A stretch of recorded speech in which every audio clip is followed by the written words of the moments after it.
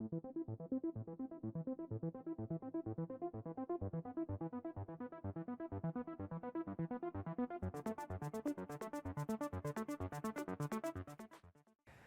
everyone, welcome back to the range. My name is Matt, also known as the Ammo Nerd.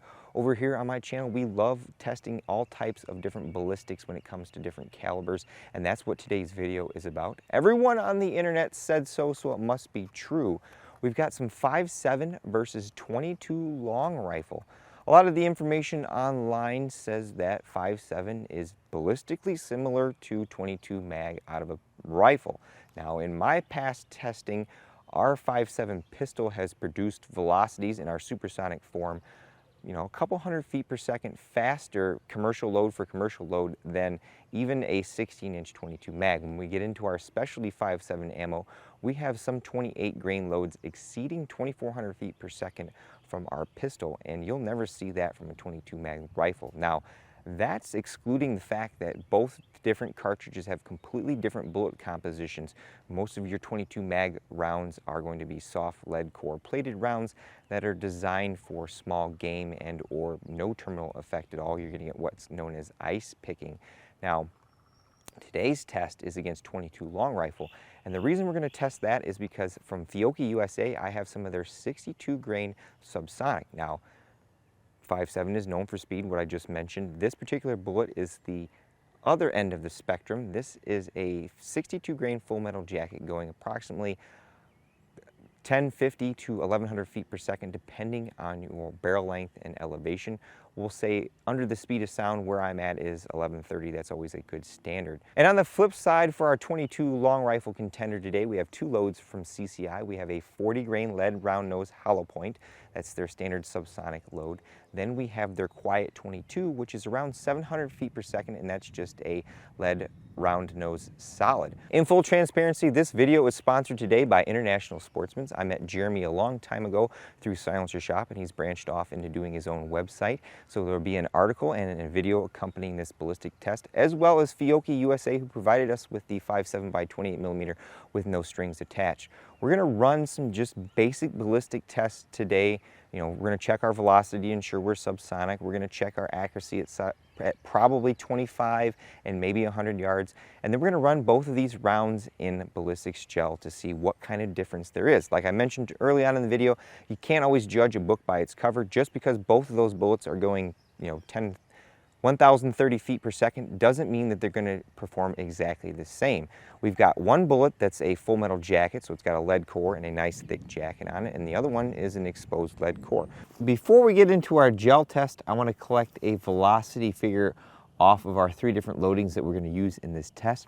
We've got our 10.4-inch P90 SBR.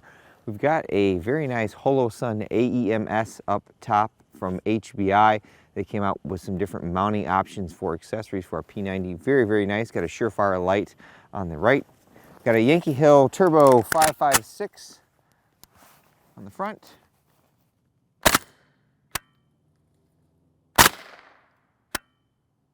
That one went super, folks.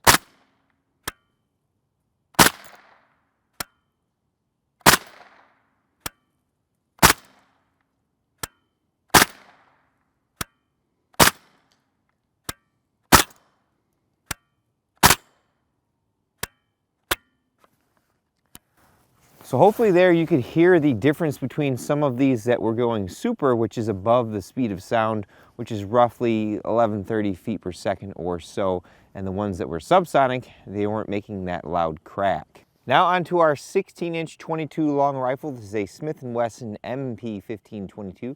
Got a JK Armament rimfire kit up front. These are the standard subsonics first.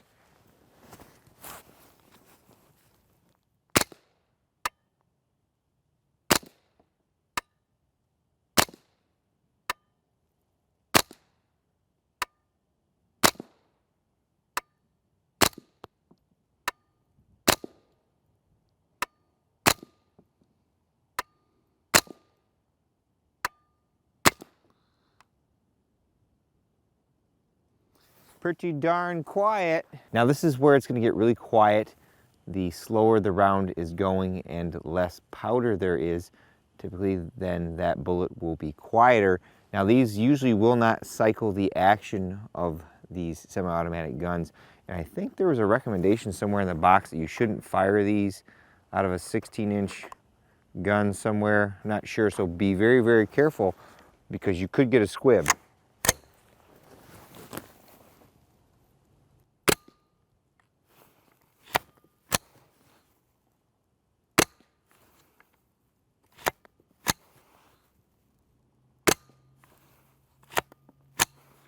These are very, very slow.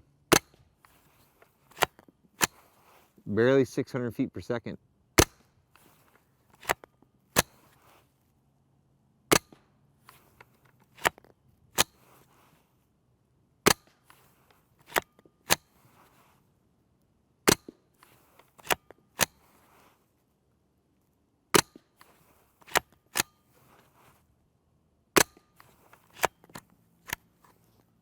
No doubt those are very, very quiet.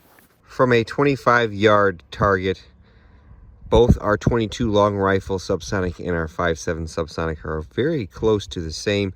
Here were the standard subsonic CCIs. First group 0.679, second group 0.566.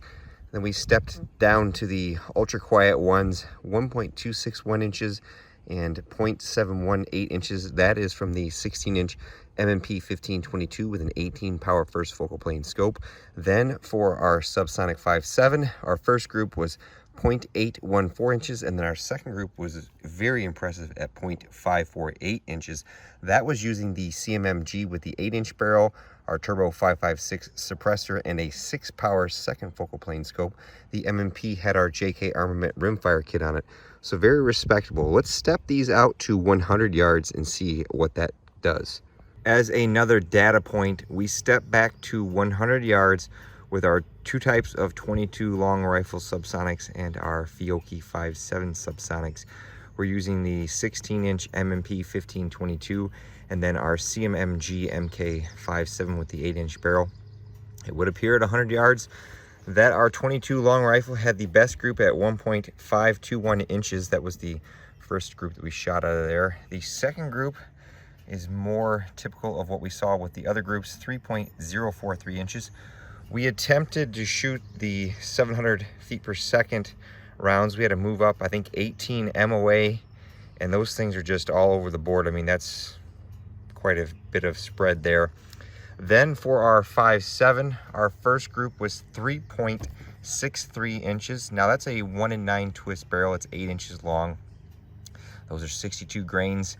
Maybe we need a 1 in 7 or 1 in 8 to better stabilize. Our second group was worse for wear at 3.931 inches, but then our third group was a little better and back towards 3.651 inches.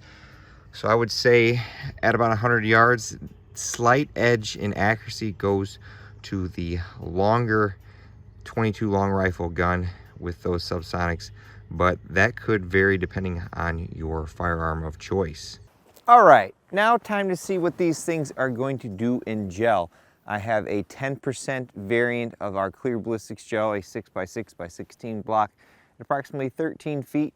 We'll start with the slowest lead round nose 22s, then we'll go up to the hollow point subsonics, and then we'll go to the 5.7. We'll do 2 shots of each.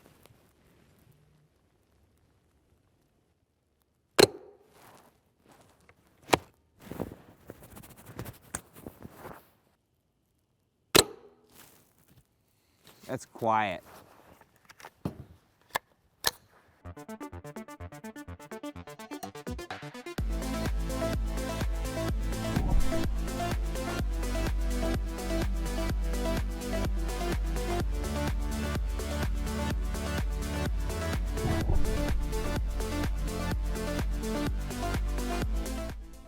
Now we'll grab 2 rounds of the hollow points.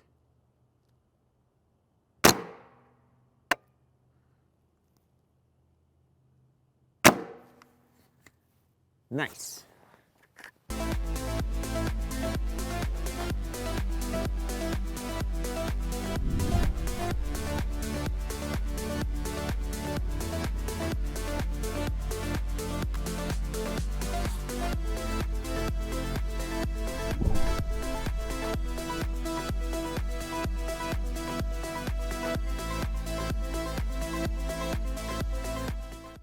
Our two bullets in the foreground here at 8 and approximately 8 1/4 of an inch are from the lead round nose super quiets.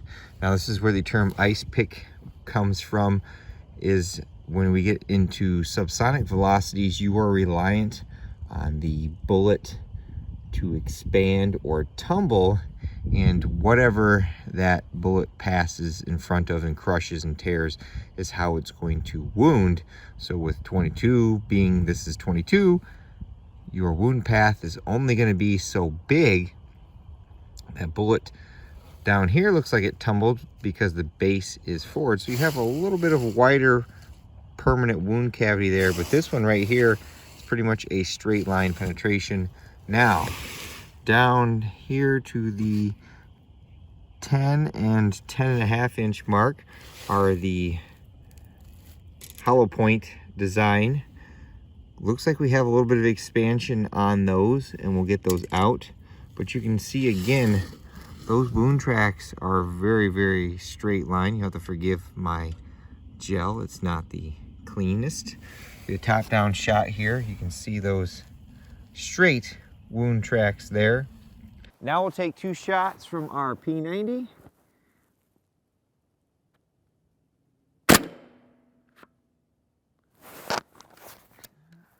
Okay.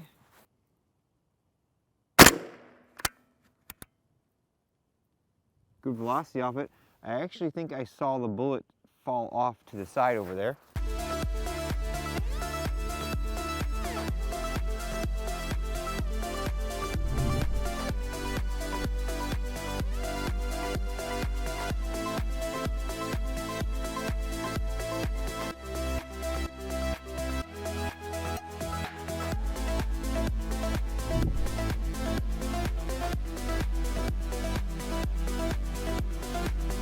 Total penetration on that subsonic round was right at 14 1/4 of an inch. The base is forward, so that means it tumbled. And as I mentioned, since there is no terminal effect of that bullet, we're relying on its length or diameter to cause that tissue destruction. And we have the first tumble right here, and then the second tumble right there. One could argue in a subsonic velocity, you would want that kind of penetration and permanent wound cavity over what the little 22 long rifle is doing with that ice pick. Now the second round pretty much did the same thing. You can see the first tumble there, then the second tumble, and it exited the block in roughly the same area. It hit our steel thing here and bounced somewhere over in the woods.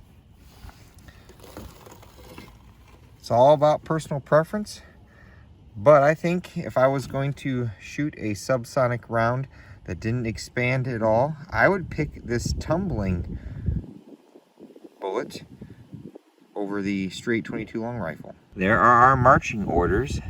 Looks like we did get some expansion out of that CCI load, which if you were using that as a small game load in a subsonic roll, that would do very nicely. A little better penetration than the lead round nose. And then there is our 5.7 subsonic. Well, everyone, as I mentioned, you can't judge a book by its cover.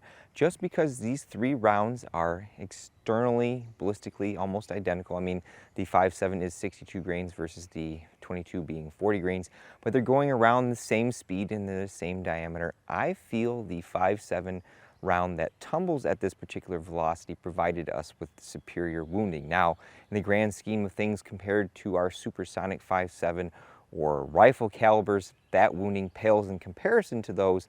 But when we're comparing a subsonic 5.7 round to a subsonic 22 long rifle round, I feel that our Fiocchi 62 grain is superior. I think that the lead round nose hollow point came in a close second because we actually got it to expand, whereas the quiet 22 obviously is the quietest because it's only around 700 feet per second, but it gave us that ice pick like wounding that we're known for 22 long rifle to produce. As far as our accuracy goes, I'm going to have to give the win to the 40 grain CCI hollow point. That provided us with the best accuracy out to 100 yards. Although our 5.7 round was not far behind, I would say that the quiet 22 is a dead last with that horrible 6-inch plus group. All of it shot on the same day, you know, at the same time. It's bright outside today. I can see the target. There's minimal to no wind. As far as our cost of ownership and cost of use goes, the 22 long rifle is going to come out on top because you can get a wide variety of 22 long rifle guns fairly cheap, whereas most of our 5.7 guns start somewhere in the $500 to $800 plus range depending on your model, and our 5.7 ammo is usually anywhere from 60 cents to over $1 per round.